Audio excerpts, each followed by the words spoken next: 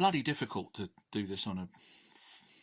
Anyway, I'm going to try and explain this balance. Now this is a balance, this line, with a weight on each end, horizontal to the surface of the earth, with a pivot point in the centre. Try and, Gary, I know you find it difficult, try and ignore. I'm not out to cheat you or anything. Stop insinuating that everything I'm doing you're trying to find an angle on. Trying to find an angle on what I'm saying, as if I'm trying to deceive anybody. I'm just interested in it, and that's all. I'm trying to help, showing you experiments. Fit your theory to the experimental evidence. Don't try and fit the experimental evidence to a theory, which is what you're doing. Right, anyway. Horizontal balance. Weight either end. In that situation, a friction-free pivot is going to balance. That's static. Why? What you do is you do the sum of the moments of the forces. I know you don't like mathematics and things, but it's very simple, very basic. I'm not a mathematician. The torque on this bloody lever is the forces. I'm not talking about the Navy and the Army. Ha ha ha ha. The forces. There's a force on this weight. This is a weight. And it's the same weight over here. So what you do, you work out the force on this side first, if you like, or this weight. You draw a line of action of the force acting on that weight. And what's the force acting on that weight? You're not blowing in it, are you? It's gravity, see? And gravity, does it act up or down? Down, isn't it? It pulls you down to the earth, or pushes you down to the earth, if you like.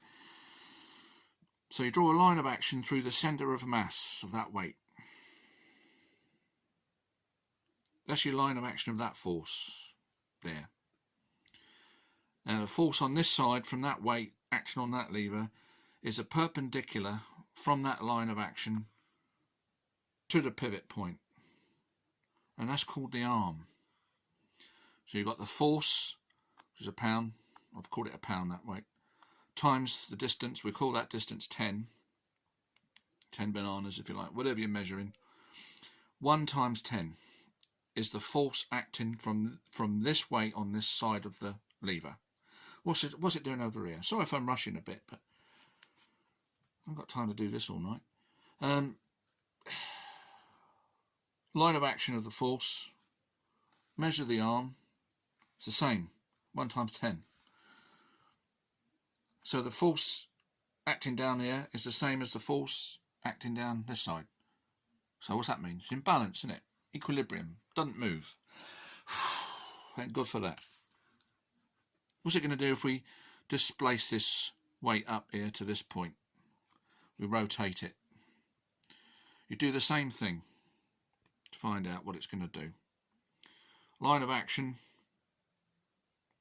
Gravity through the centre of mass. Measure the arm, same here. This one's acting in the opposite direction. Line of action through the centre of mass, measure the arm, both the same. We don't measure 10 now, but say measure 8. They're both 1 times 8, 1 times 8. In equilibrium. Doesn't oscillate. Doesn't oscillate. Right. This is getting a bit more tricky because of all the lines now. It's confusing matters. This thing is my tube that I had in my last video. If, as I had it, we hang the weights on this string from the centre of the tube, I drilled a hole looking down on the plane of the paper through this tube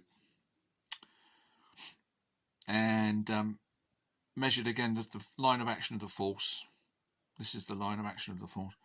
Measured that, the perpendicular to the pivot point is the same as this one. Line of action of the force. A measurement from there to the pivot point is the force times the arm would be exactly the same. Force times the arm. And it would stay still, which it did in my video. But if I'd have hung this string with the weight on it from, say, the bottom of the tube at this point, and the same this side, when it was horizontal, it would balance, it wouldn't tend to move. But as soon as it's displaced, like it is here, when you do the measurement, the line of action perpendicular to the pivot point is less on this side than the line of action to the pivot point. This side, the combination, the product of the weight and the distance, the arm, is less on this side now than it is on this side. You can see this line of action now is nearer the circumference of the rotation. This circle is the rotation of the thing. It's very close there, whereas here it's getting confusing. It's a lot further in from. It's got a shorter arm. From here to here is the measurement of the arm now, whereas it's ear to here, there, ear to here. The product of the line of action of the force and the arm is greater on this side now than it is on this side. So it now will swing back, go past the equilibrium point down to there, slow down, and then there's now more force on this side.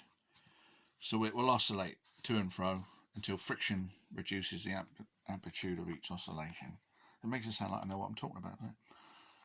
I don't know whether you can see clearly on this. It's a bit confusing. If this is the line of action of the weight when it's suspended from the centre line,